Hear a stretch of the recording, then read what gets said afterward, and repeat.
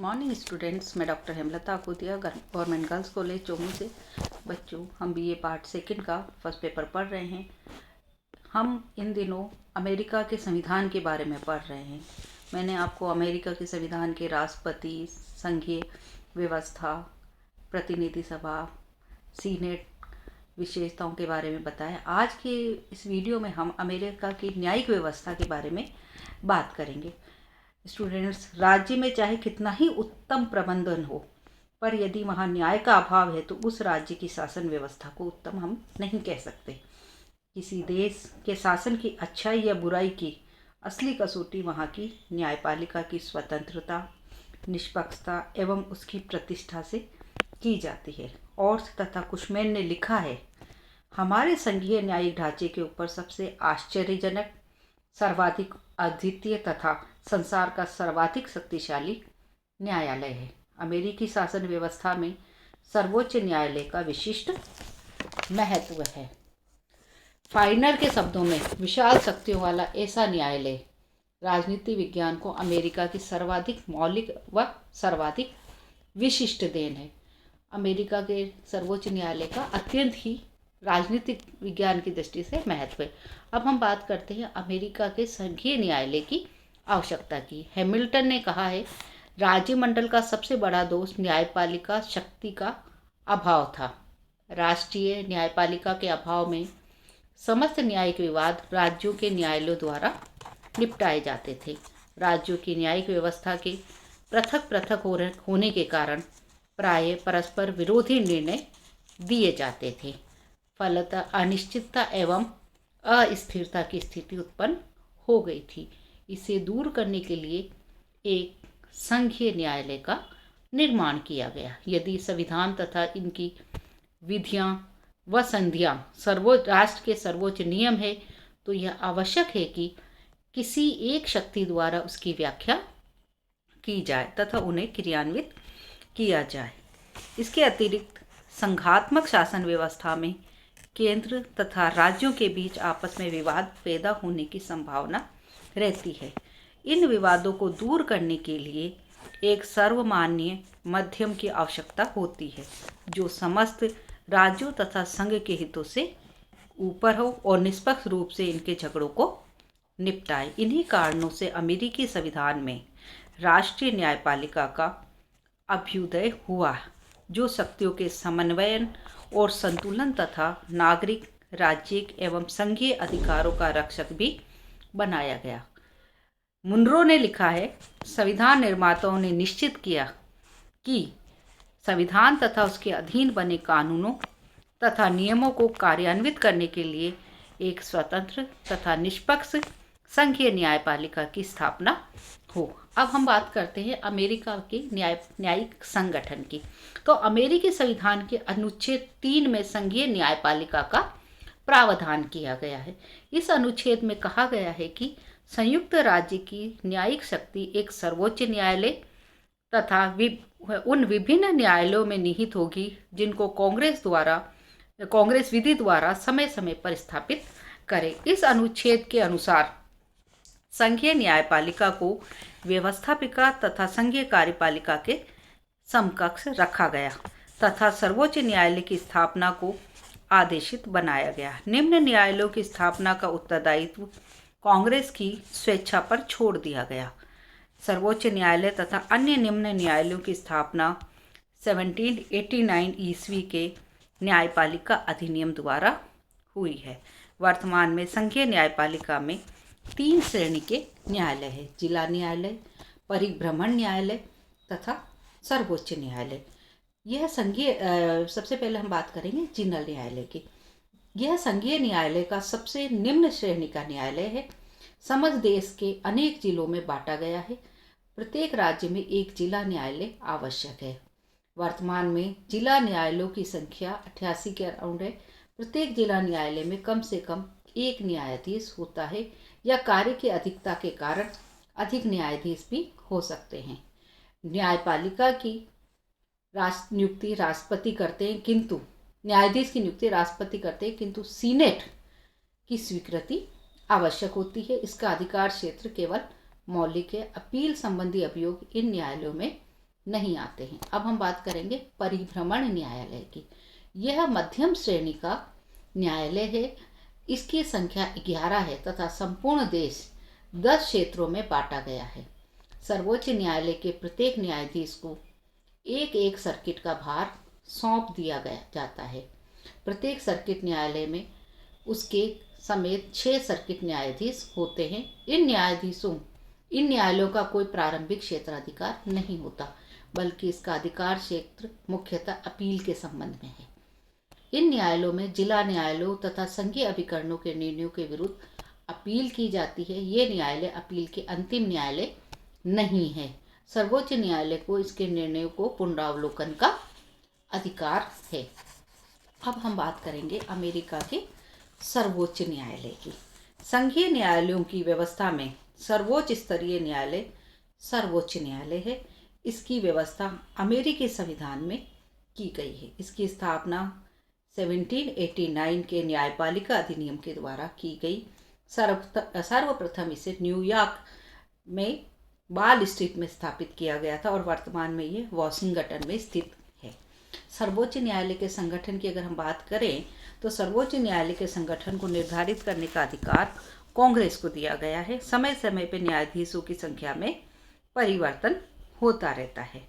न्यायाधीशों की नियुक्ति राष्ट्रपति करता है, किंतु इन नियुक्ति की पुष्टि अमेरिका की सीनेट के द्वारा की जाती है। सीनेट राष्ट्रपति द्वारा की गई नियुक्ति को रद्द भी कर सकती है।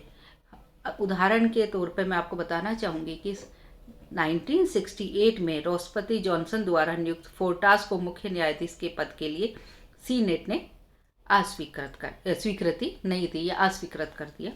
अगर हम न्यायाधीशों के कार्यकाल की बात करें तो अमेरिका में सर्वोच्च न्यायालय का न्यायाधीश आजीवन न्यायाधीश पद पर नियुक्त होता है।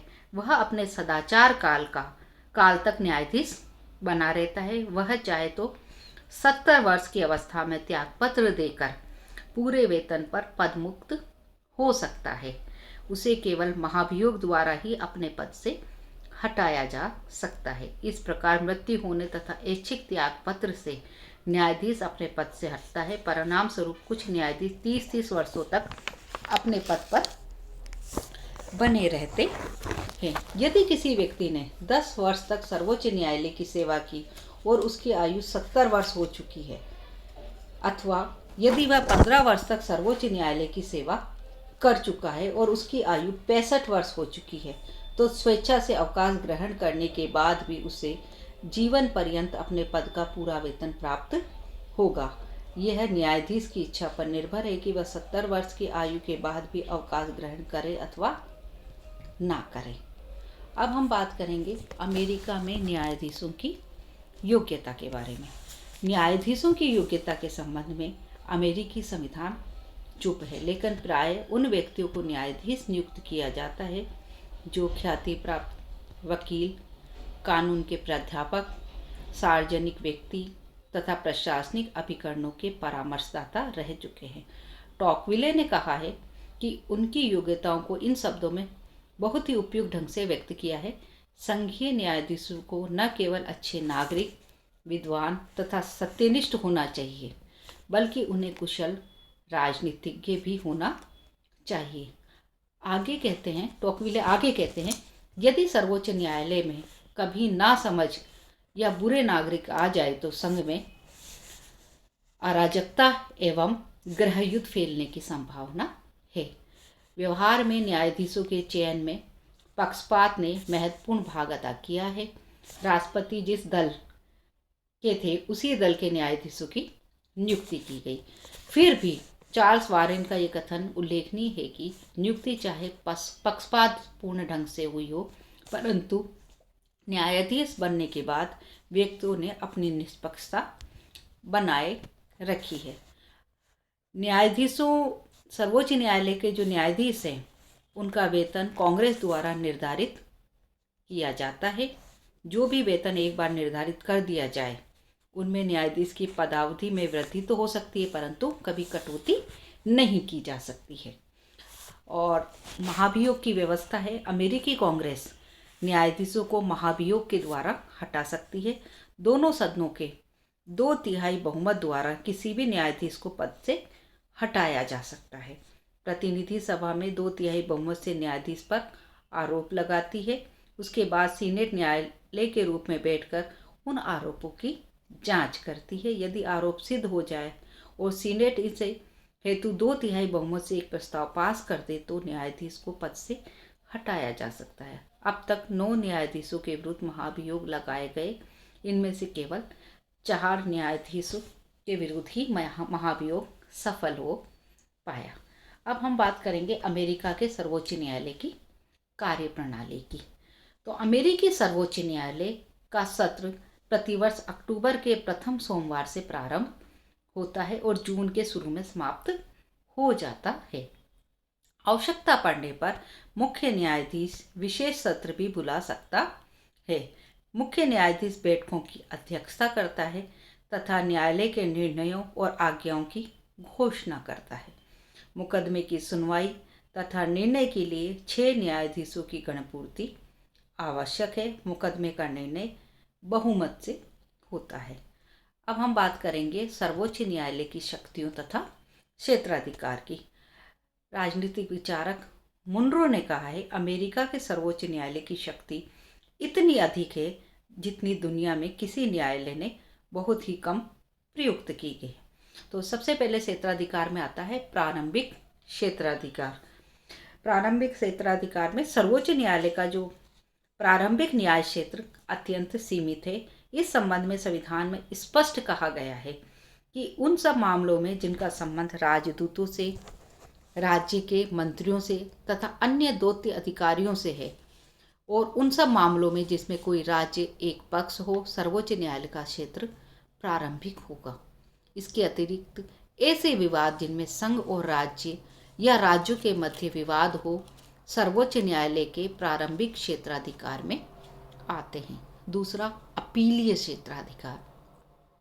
सर्वोच्च न्यायालय का दूसरा न्याय क्षेत्र अपील संबंधी है, परंतु अमेरिका में सर्वोच्च न्यायालय में अपील उन सभी मामलों में नहीं हो सकती जिन मामलों में निम्न स्तर के न्यायालयों के निर्णयों से किसी पक्ष को संतोष न हो और न ऐसा ही है कि राज्यों के उच्च न्यायालयों के सभी निर्णयों के विरुद्ध सर्वोच्च न्यायालय को अपील की जा सके। सन 1925 के कांग्रेस के अधिनियम द्वारा अपील का अधिकार केवल निम्नलिखित विषयों तक सीमित कर दिया गया है। पहला, जिसमें संघीय कानून तथा संधियों को राज्य के न्यायालय में संविधान के विरुद्ध घोषित कर दिया गया हो। दूसरा, जिनमें राज्य के किसी कानून को किसी संघीय न्यायालय में संघ के संविधान, किसी कानून तथा संधि के विरुद्ध घोषित कर दिया गया हो, जबकि राज्यों के न्यायालय राज्य के उन कानूनों को वैध ठहराएं। इसके अतिरिक्त राज्यों के उच्च न्यायालयों के निर्णयों के विरुद्ध अपील की जा सकती है जिनमें उच्च न्यायालय अपील की अनुमति दे। अब तीसरा है न्यायिक पुनरावलोकन का अधिकार। न्यायिक पुनरावलोकन के बारे में मैं एक अलग से वीडियो बनाऊंगी, लेकिन यहाँ पे थोड़ा संक्षिप्त में आपको बता रही हूँ।